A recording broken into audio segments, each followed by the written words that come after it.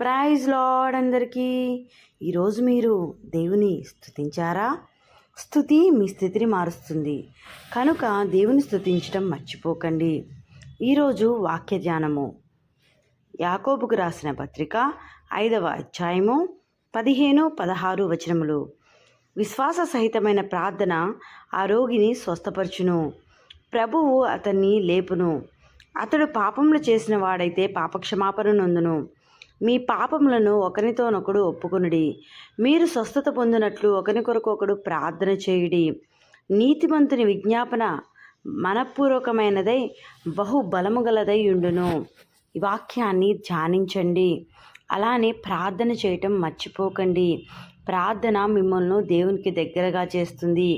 దేవుని చిత్తం ఏంటో తెలుసుకొని అందులో మీరు నడిచేలా చేస్తుంది. మీరు త్రోవ తప్పకుండా చేస్తుంది.